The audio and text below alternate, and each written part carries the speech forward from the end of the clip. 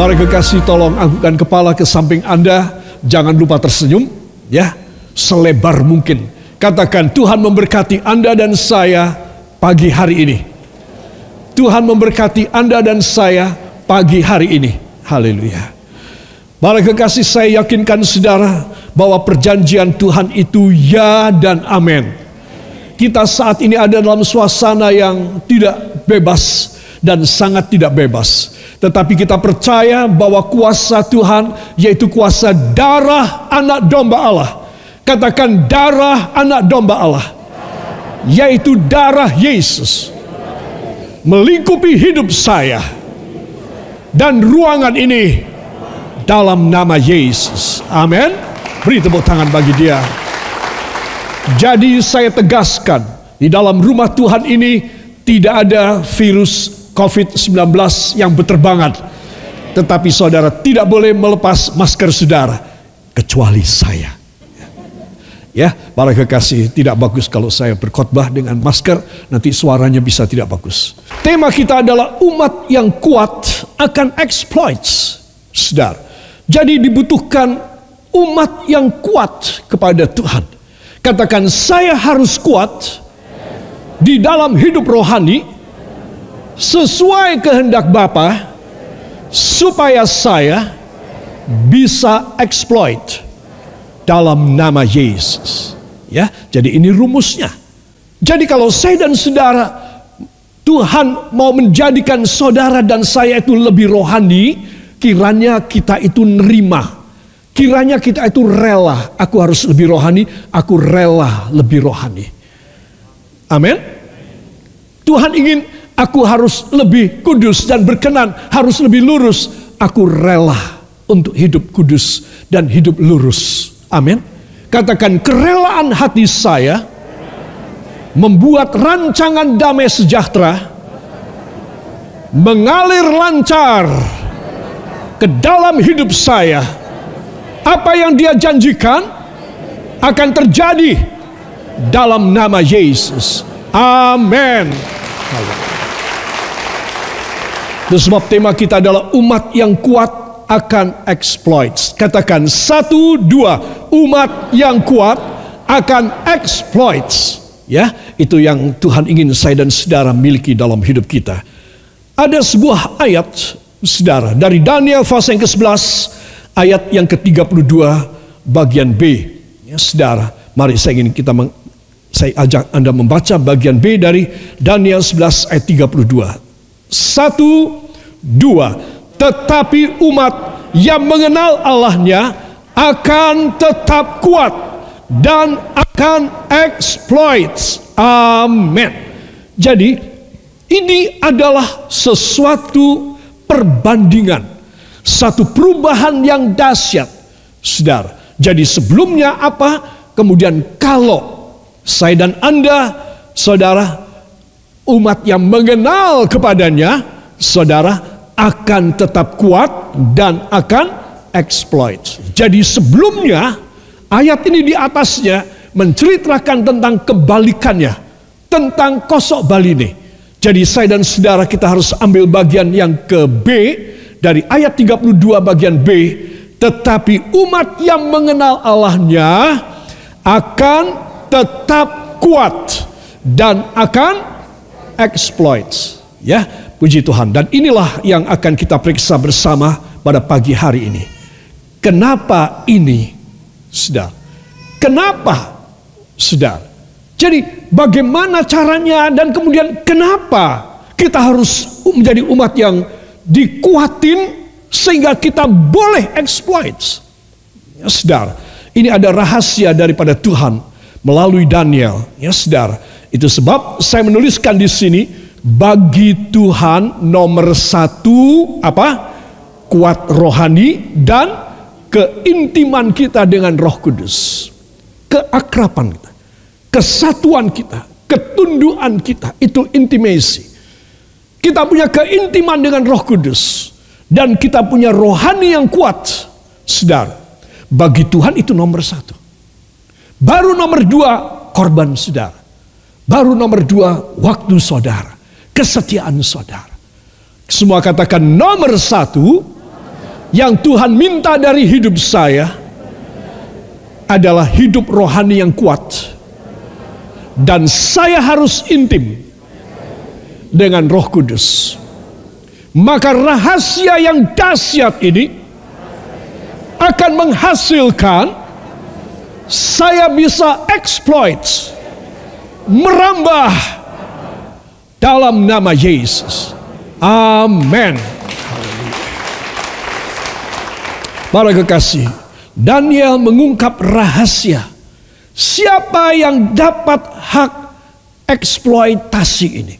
Saudara, kita tahu bahwa untuk mendapatkan hak penambangan atau pertambangan eksploitasi, saudara, di bidang mineral, minyak, dan gas alam, wah itu tidak gampang, saudara. Bukan kelas sembarang orang kaya. Ya, saingannya adalah para investor dari luar negeri yang kuat-kuat, yang paling jaya dan paling tenar di seluruh dunia. Ya, umpamanya Shell, Caltex, umpamanya kalau untuk minyak, ya saudara, Schlumberger, dan lain sebagainya. Semua yang luar biasa saingannya. Dan mereka bersaing luar biasa.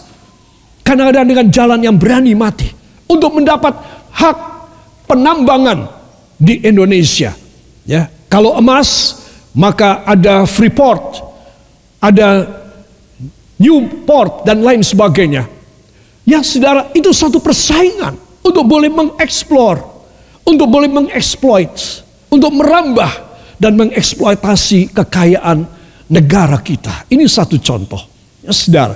Jadi apa yang Daniel sampaikan, yang akan kita pelajari sebentar, harus menjadikan kita sadar, oh cara Tuhan luar biasa. Aku hanya sedikit saja mengakomodasi hidupku, hatiku, pikiranku, supaya layak kepada Dia. Maka sebagian besar, 99%, Dia yang bekerja bagi aku. Amin. Tuhan sebagian besar menanggung beban kita, eksploitasi kita. Kita punya explore, Tuhan yang menanggung. Sekarang Tuhan hanya ingin ada sedikit 1-2%, ya, keikutsertaan kita. Kita punya kolaborasi dengan Dia yang begitu giant, begitu hebat di dalam hidup manusia. Itu sebab para kekasih, marilah kita akan membuka di dalam Daniel pasal yang kelima, ayat 24 sampai 28. 1, 2. Sebab itu Ia menyuruh punggung tangan itu, dan dituliskanlah tulisan ini. Maka inilah tulisan yang tertulis itu, Mene, Mene, Tekel, Upharsin. Dan inilah makna perkataan itu, Mene, masa pemerintahan Tuanku dihitung oleh Allah dan telah diakhiri. Tekel, Tuanku ditimbang dengan raja dan didapati terlalu ringan. Peres, kerajaan Tuanku dipecah dan diberikan kepada orang Media dan Persia. Amin. Saudara yang kekasih, ini pendahuluannya perlu saya kemukakan.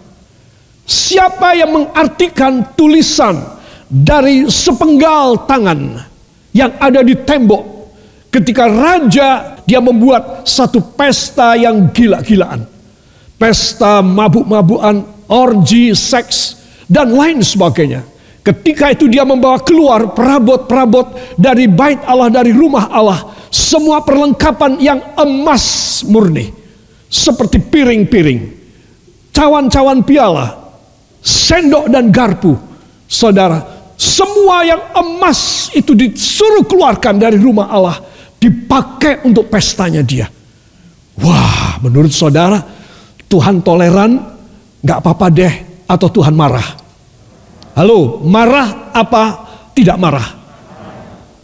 Tuhan ngamuk. Ya saudara, melihat bahwa benda-benda kekudusan dipakai untuk berbuat dosa. Dan apa yang terjadi ketika pesta sedang berlangsung, ada sepotong tangan yang menulis Mene, Mene, Tekel, Upharsin, yang artinya diartikan, diinterpretasikan oleh Daniel.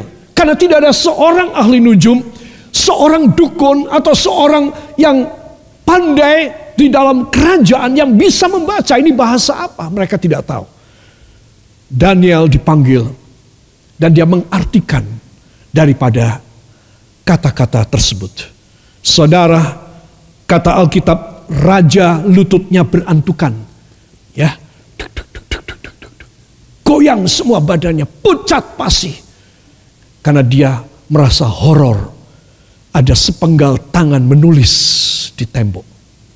Saudara yang kekasih, marilah kita akan melihat bahwa sekali lagi saya menjelaskan, saya menekankan bagi Tuhan, katakan bagi Tuhan, nomor satu yang diminta adalah kekuatan iman saya dan keintiman saya dengan Roh Kudus. Amin. Ya, jadi jangan lupa. Dan ini sebabnya Tuhan membuat hukuman kepada raja yang besar. Saudara, apa sebab? Karena dia sudah berani dan tidak taat lagi kepada Tuhan. Saudara, saya ingin mengajak semua saudara istimewa. Saudara pasti mengerti ya, anak-anak istimewa. E sama dengan MC kuadrat. Ya. E itu untuk apa? Energi. M itu untuk apa? Massa atau volume. Dan C untuk apa? Kecepatan. Sudah. Nah, kenapa saudara bertanya, ini E sama dengan MC kuadrat, ini ayatnya di mana? Ya, ayatnya di Alkitab. Saudara yang kekasih, sebelum saya masuk, apa yang menjadi latar belakang daripada pekerjaan Allah yang dahsyat, ya saudara, yang kita akan menerima yaitu exploits, itu dimulai dari rumus ini. Saudara, pada tahun 1890-an lahir seorang yang bernama Albert Einstein, seorang Jerman, ya saudara, yang dia cukup jenius juga karena memang IQ-nya tinggi. Dan Einstein dia kemudian membuat satu dalil. Semula kira-kira selama 10 tahun orang-orang para ahli kimia dan ahli fisika, ahli matematik membantah dia selama 10 tahun. Dan dia mengatakan ini bukan rumus, ini hanya hipotesa. Ini hanya hipotesa saja. Kamu tidak bisa mengatakan sebagai satu rumus. Tetapi dia tetap kukuh mengatakan ini rumus. Dan aku memberi nama ini adalah teori relativitas. Saudara, dari tahun 1905 sampai 1915, baru tahun 1915 dia menjadi seorang ilmuwan penemu yang hebat di seluruh dunia, istimewa di negara-negara barat. Ya saudara, karena ilmu modern dimulai dari sana. Dan dia sangat terkenal, ya, sampai dia diundang kemana-mana untuk memberikan pelajaran khusus tentang teori relativitas. Karena ini teori hebat sekali. Dia mengatakan ini adalah E atau I dalam bahasa Inggris. Energi. Energi ini luar biasa.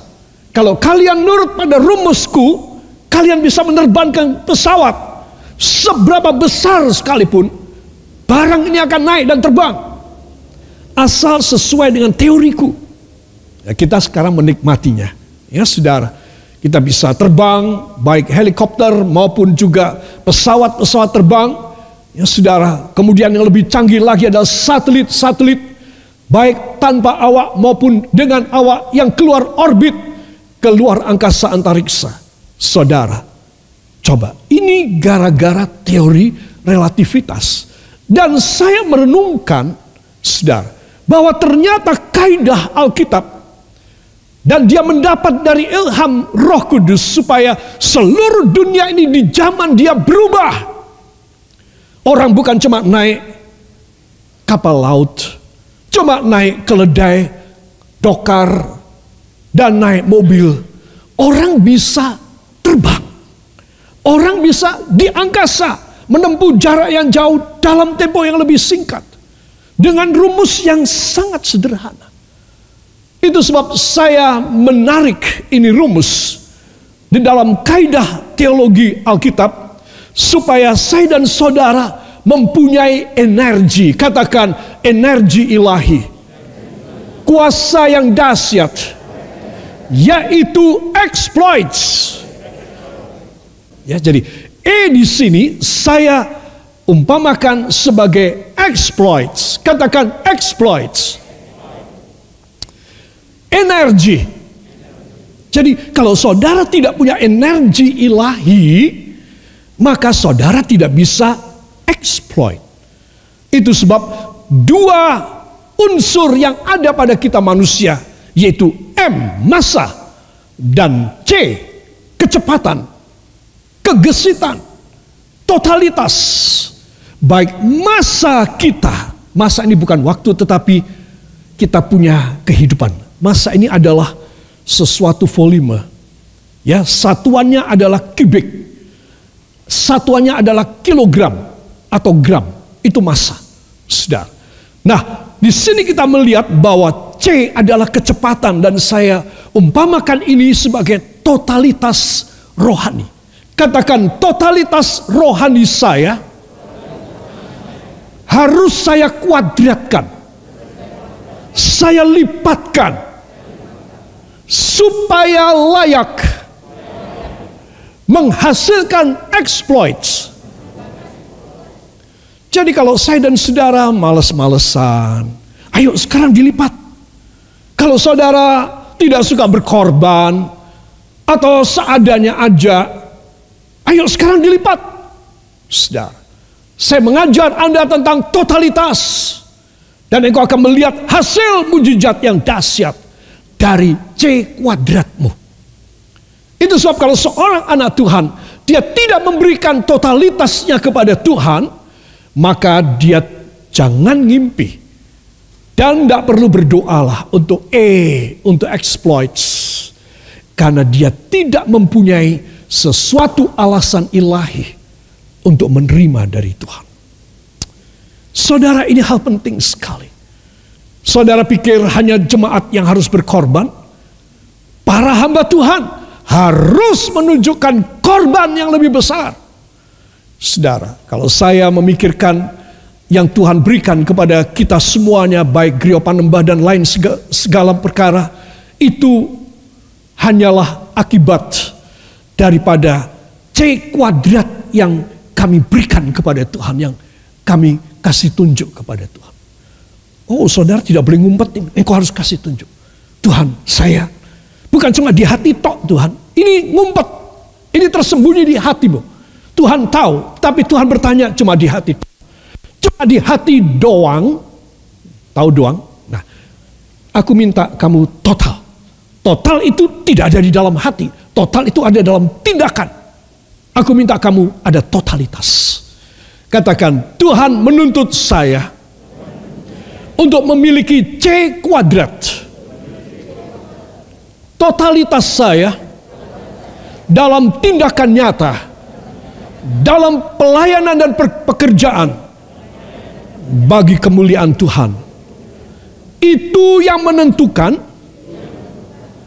M saya, masa saya, untuk menghasilkan exploits. Jadi saudara, saya yakin Albert Einstein adalah seorang yang mendapatkan pembukaan rahasia Allah di bidang teknologi scientific. Saudara, karena asas ini, karena dasar relativitas ini memang sudah ada di dalam kitab suci. Cuma dia yang dipilih oleh Tuhan untuk membuat satu publikasi kepada massa, kepada dunia. Ini loh digali. Ini adalah kebenaran firman tentang alam ini. Einstein, aku beri hikmat luar biasa kepada kamu untuk mengungkapkan ini. Dan semua rumus dari semua ahli bidang apapun, Itu saudara mesti tahu, mereka mendapatkan inspirasi dari Sang Khalik Pencipta, dari Tuhan Yesus Kristus. Sehingga semua sekarang teknologi, digital dan lain sebagainya sangat mudah membantu kita. Saudara, itu sebab semuanya merupakan anugerah dari Tuhan dalam hidup kita. Katakan amin. Jadi, katakan jadi, saya harus menggunakannya secara total supaya saya bisa exploit energi saya luar biasa mulai saat ini dalam nama Yesus. Amin. M adalah massa atau bobot rohani. Saudara, massanya, kilogramnya, kubiknya, saudara, cc-nya, liternya, itu massa, saudara. Nah, massa ini adalah bobot. Tadi dikatakan Daniel menginterpretasikan tulisan di tembok itu dari sepotong tangan Allah. Saudara, mene tekel ufarsin. Saudara, bahwa bobotnya ditimbang. Ya. Disebutkan di sana mene. Sampai di sini, stop. Tekel, aku menimbang, katanya. Aku menimbang. Ditimbang, kedapatan kamu enteng banget. Itu sebab ufarsin, aku kasih kamu kepada kerajaan Persia, Farsi, dan Media. Saudara, itu rumus dari Tuhan. Jadi saudara mesti tahu bahwa Daniel mengungkapkan kepada kita semua bahwa bobot rohani kita, katakan bobot rohani saya sangat ditimbang. Saya mau berhenti sebentar pada bagian ini. Apakah saudara tidak sadar bahwa kita mempunyai massa, yaitu bobot? Kita harus mempunyai satu volume, konten, isi yang berbobot. Jangan sampai saudara dan saya tidak memiliki bobot atau massa M ini dalam hidup saudara. Jadi kita harus tahu, iya ya, aku ini juga mempunyai sesuatu yang ditimbang sama Tuhan. Harus ditimbang. Katakan, saya sedang ditimbang. Timbangan saya harus berbobot. Supaya saya tidak dihentikan oleh Tuhan. Tetapi supaya saya bisa mencapai energi, exploits. Yang setuju beri tepuk tangan bagi dia. Para kekasih, tetapi semua kita harus ditimbang bobot rohaninya.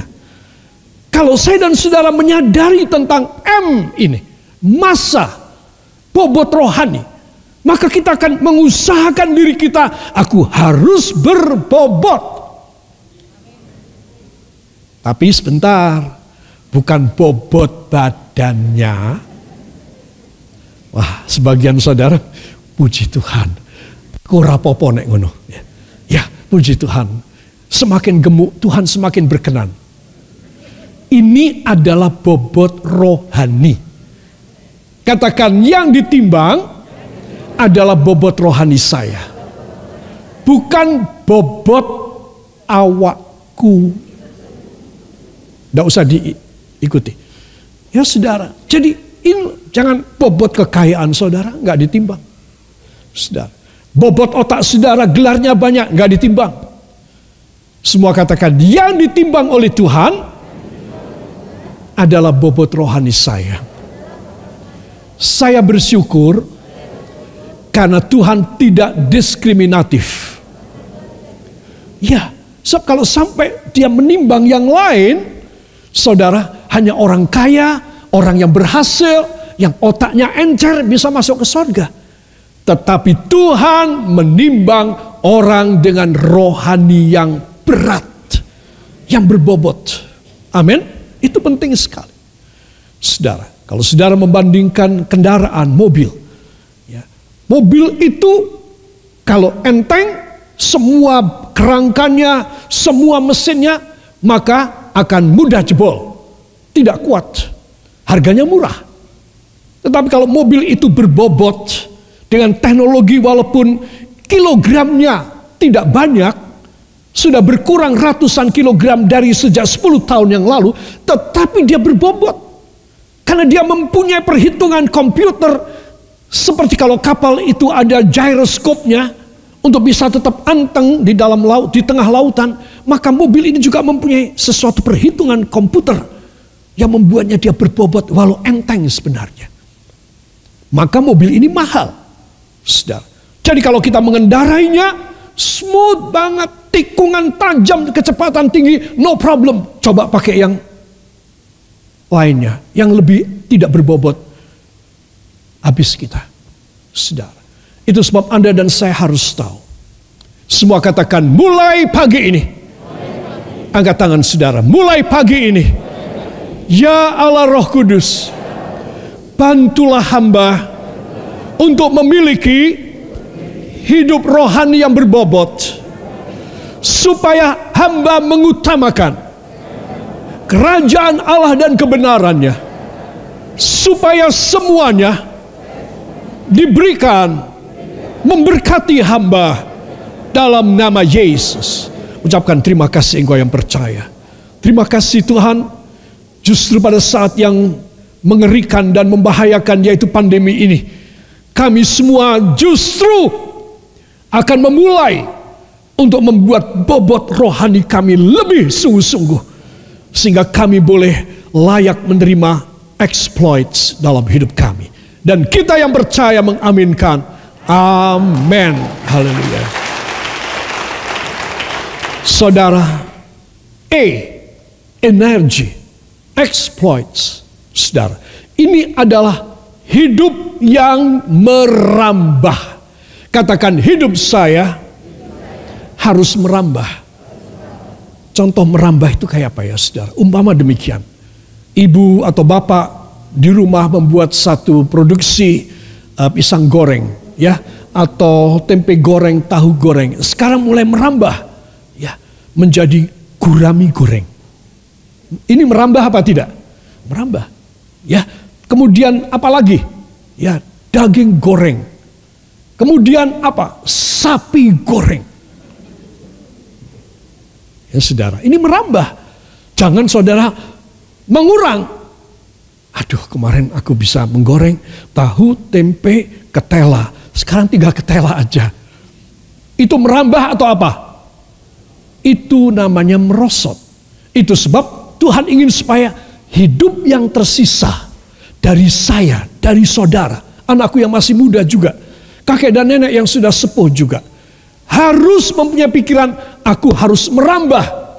Itu sebab aku harus memulai hidupku dengan totalitas kesungguhan hidupku kepada Tuhan. Amin. Saya dan Anda harus memilikinya, supaya ada bobot rohani menghasilkan energi dan exploits. Katakan, energi dan exploit akan menjadikan saya saksi Kristus. Amin. Jadi bagaimana saya bisa menjadi saksi Kristus? Bila saya tidak merambah, bila saya tidak mempunyai energi dalam hidup, saya tidak ada exploit sama sekali. Anak-anakku yang masih muda, kalian harus punya pikiran yang beda dari teman-teman seangkatanmu, dari generasimu. Engkau harus punya pikiran rohani. Jangan lupa loh, semua teknologi dan semua rumus itu Tuhan yang memberi ke dalam otak beberapa orang yang jenius atau orang yang kurang jenius, supaya dibuka untuk apa? Kemaslahatan manusia, keuntungan dan kegunaan. Saudara, semua obat-obatan, ya, saudara, energi tenaga, kemudian segala sesuatu, hukum-hukum dan rumus-rumus saintifik, semua Tuhan yang memberi Katakan semua rumus Tuhan yang memberi. Jadi saya harus mantap bahwa Tuhan Yesuslah sumber dari segala exploits, sumber segala energi, sumber segala kelimpahan dan sukses. Dalam nama Yesus, saya akan mencamkan hal ini. Amin.